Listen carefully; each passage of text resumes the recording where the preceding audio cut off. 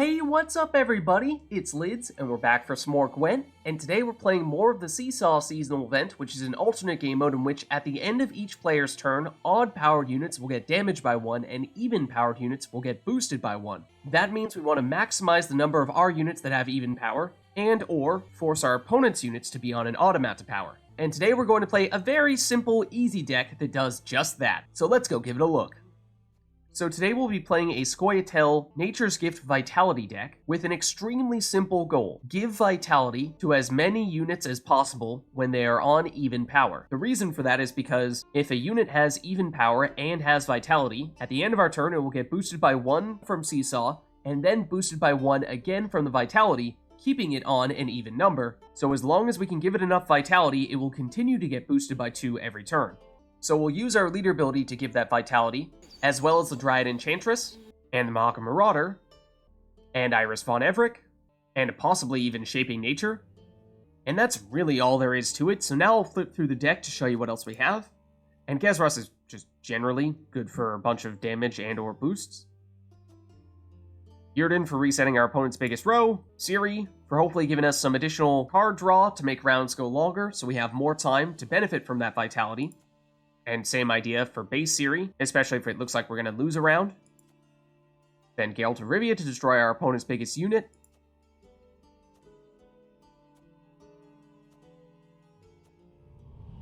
And Sorceress of Dol Blathanna, although she doesn't get Vitality, is a good target for our leader ability. And our Guardian obviously has Veil, which means she can't get Vitality, but does have Symbiosis, so if we're playing nature cards, it means we'll have stronger treants. And the Mahakam Defender, because of its ability to boost itself whenever it's boosted, means that if this is on an even amount of power, as it is when we play it from our hand, then it functions just like any other unit with Vitality, getting boosted by 2 every turn.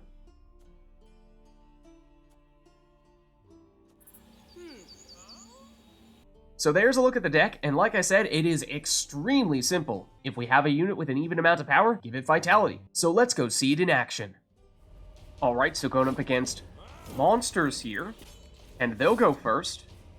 This could be interesting because they look to be a Vampire's Bleed deck, and will of course be exactly the opposite, a Vitality deck.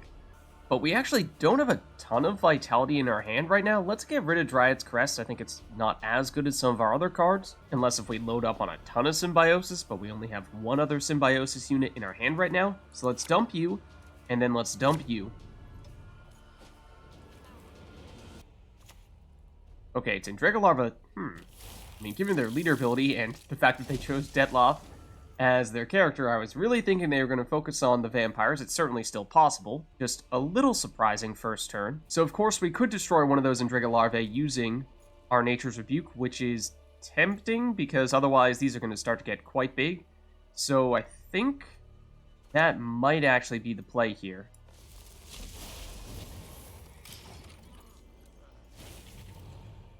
And the reason why I was saying before that we don't want to focus much on the nature cards without Symbiosis units is because if we don't have any Symbiosis units, then that means those treants are going to be 1 power and they're going to get destroyed at the end of our turn from Seesaw. Okay, it's Allgod. Still no signs of vampires yet. So let's start boosting with the Mahakam Marauder, which will give itself some Vitality. And because it's on even power, it'll get boosted from the Vitality, turning it into a 2-point engine. Okay, here are the vampires we were expecting. So this is the interesting part, is how is the bleed and the Vitality going to add up? Who will have more? Because now we can go Dryad Enchantress and turn that bleed into Vitality.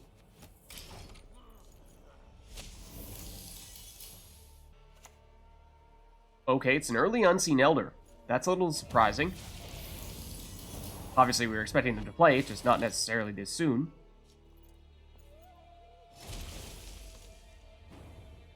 And so if they are looking to commit some of their biggest cards in round 1, then we could choose to deliberately lose in round 1 and use Ciri to give us card advantage going forward, If we do go that route, though, we need this round to go a fair bit longer before that happens. Otherwise, Ciri's card advantage is going to be insignificant if they can still dry pass and get back up to 10 cards. So what if we use a unit that has Veil so they can't apply bleed to it?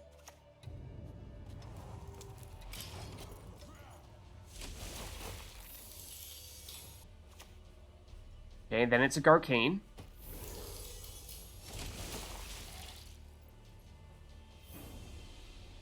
And now, once again, we can go Dryad Enchantress to turn Bleeding into Vitality. And then I suppose we use our damage on the Neckarat.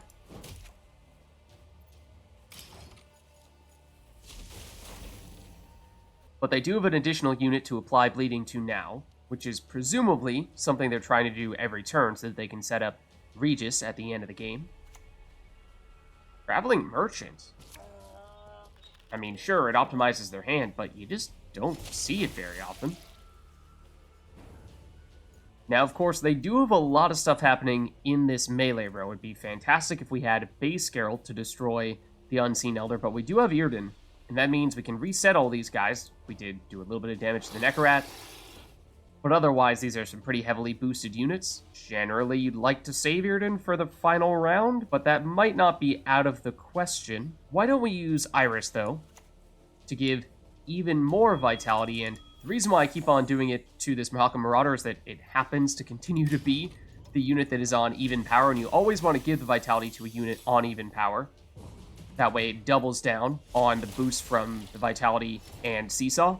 So they passed, and that is not what we wanted to see, because we wanted them to try to go further in this round so that we could potentially get the card advantage from using Ciri. However, this is why I was bringing up Yrden, because it might be sufficient for us to take the round 1 win if we are really eager to do so. It is really close. I think if we do it, and then if we apply a leader ability charge to Geralt so that he turns into a bit of an engine, then it might be just enough here. And although the Seesaw makes it look like we're behind, I think if we pass here, we are good. Just barely. And because we have base Ciri, we could even get really creative here and try to push a bit in round 2, and even if things don't do well, we'll get Ciri back into our hands, so we don't need to worry about losing card advantage. So that might be worth considering here. I think we stick with this hand. And I think we begin with the Sorceress of Dol Blathanna, because that'll get boosted at the end of our turn. And assuming that we do intend to play longer in round 2, then of course we'll get the chance to use that order ability. And I don't think they're going to expect this. Okay, they're going Dimeridium Shackles, which is not a bad option for them. It does prevent us from using the order ability. However, they don't get any units on the board, so theoretically we could pass here, and we'd still be on even cards going into round 3. But we're going to see if we can force the issue a little bit more here by playing our other Sorceress. Okay, so now it's the Alp, which will give us some bleed. But now I think what we do is we use Shaping Nature here. And there are actually some pretty interesting options. Boosting by 8 is the safe route, but getting Veil could prevent one of our cards from getting additional bleed, and the Vitality could counteract that bleed. So I think we might stick with the simple, straightforward boost. And after we do this, we can get that down to just 1 power, and that means at the end of their turn, that'll get destroyed, though it will, of course, get the chance to apply a little more bleed. Okay, into this Gale, which does get the death blow. But the reason why we were willing to do this in the first place was because we had Ciri, and even if we lost, we'd still get her back into our hand for round 3. Ideally, we'd have 3 targets for her to hit, but we might just settle for playing her here. And then we could use a leader ability charge, because she is on even power. It's kind of tempting. They are probably going to try to bleed her on their next turn, but we'll see how they react to this. Yeah, there's the leader ability charge to apply the bleed. Then they're going to add even more bleed with the Proto-Flutter, and that's a card that they probably would have liked to have saved for round 3.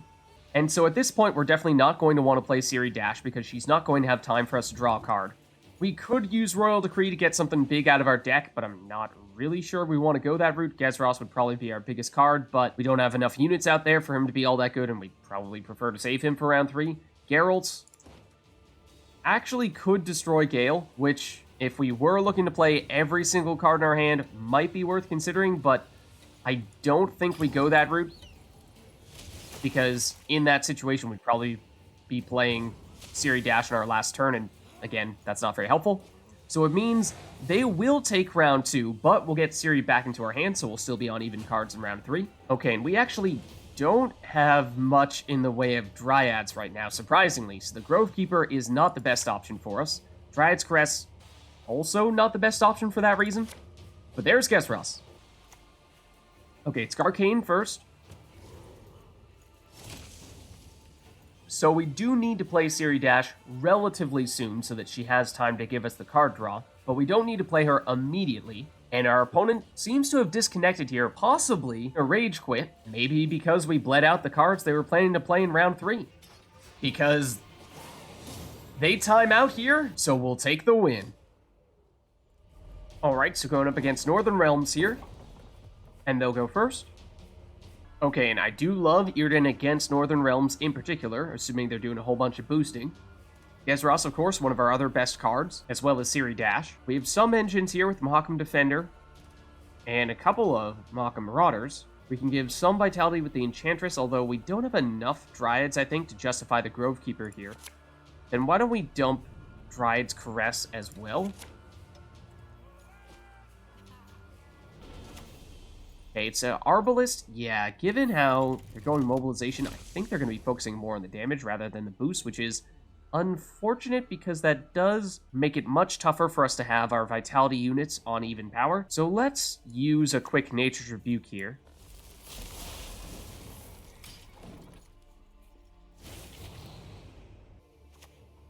Okay, then they'll go with Dahlia. And that'll give them a Redanian Archer. In which case, I think we go for a Sorceress of Dol Blathanna. And then we give her a little boost of Vitality. That way she'll go up by 2 at the end of our turn. Okay, then they'll play another Redanian Archer.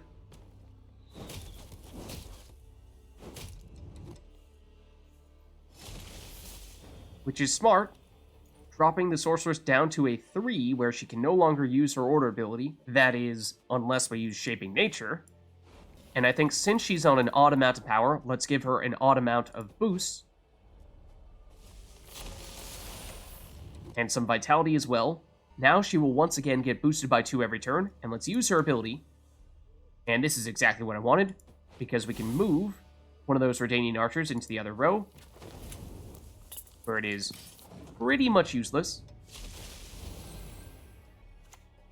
Okay, then they have a Temerian Drummer to boost up that Redanian Archer.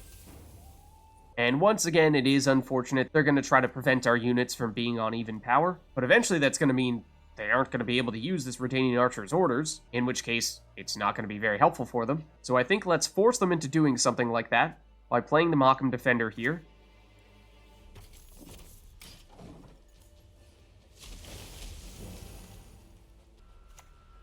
Okay, then it's John Natalis.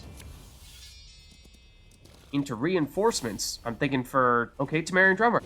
I was actually expecting that to be another Redanian Archer. But as I was saying, now that both of our units are on an odd amount of power, that means they just aren't going to want to use this damage from the Redanian Archer at all. And it would have been nice to go with a double Mahakam Marauder here, although we probably aren't going to have enough time to fully benefit from that Vitality, so I'm a little bit reluctant to do that. Then again, not about to commit Ciri Dash, Yrden, or Gezras, so I suppose we will.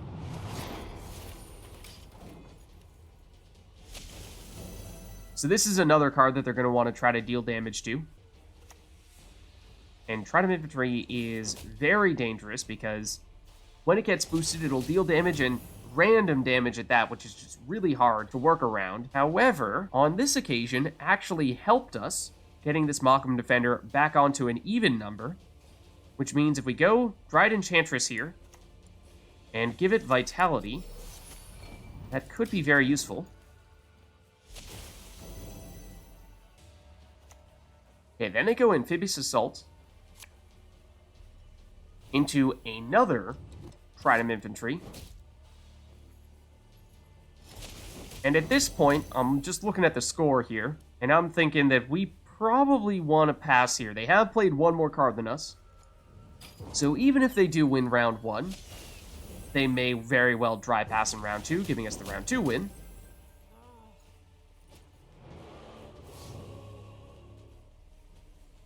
Okay, so we draw into, of course, round 2 of Shaping Nature, plus Nature's Rebuke and Geralt, and we saw later on in the round they did begin to do a lot more boosting. So that means Yrden and base Geralt may still be very helpful for us later on. But I think first and foremost we want to make sure that we have a throwaway in case they do dry pass, since they played one more card than us, and Mahakam Marauder can probably do that. Might swap out Nature's Rebuke. And Oneiro wouldn't say no to that. Oh, bold. Very bold.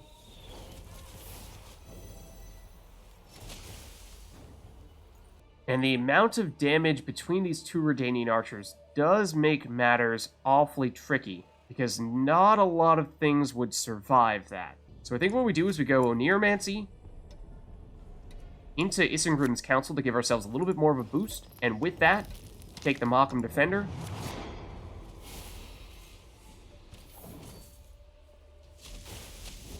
Because that'll get up to an 8.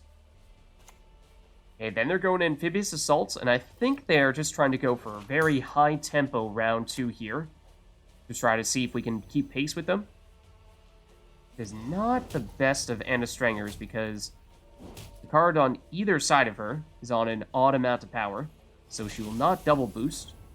At least, not on that turn, but now she will. And obviously we have Yrden, so if they continue to focus on the boosting, then we can reset that range row, which may be something we'll need to do. And now that they've at least used some of the damage from the Redanian archers, that means that Ciri Dash becomes a much safer option, because she isn't just going to get immediately destroyed. So that's one strong option. So that might be the play here. Obviously, she needs some time to draw a card, which I don't feel great about, because they may not give us that time, but then again, that might discourage them from continuing to bleed us. Okay, then they do pass. So I think we scared them off with Ciri.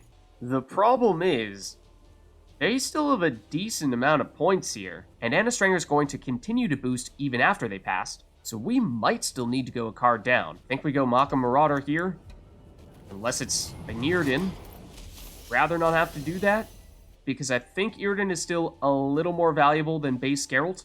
So let's play him. Fortunately, after doing that,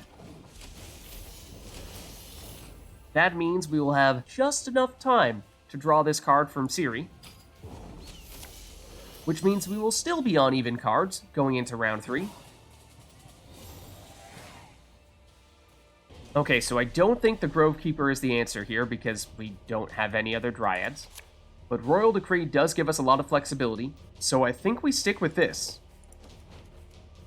And our opponent appears to have disconnected.